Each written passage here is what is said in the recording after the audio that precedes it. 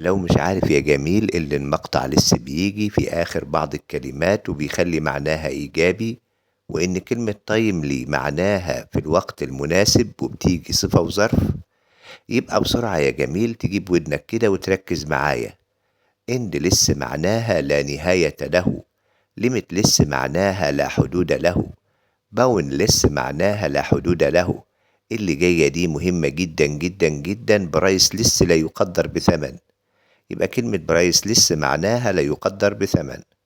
effortless effortless معناها انك بتعمل الحاجة بسهولة وبدون مجهود. خلي بالك معايا بقى من اللي جاية ديت.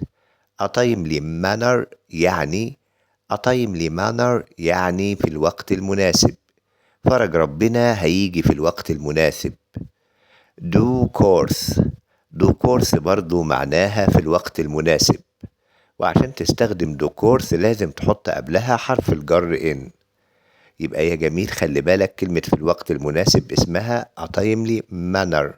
يبقى a timely manner في الوقت المناسب، ودو كورس في الوقت المناسب.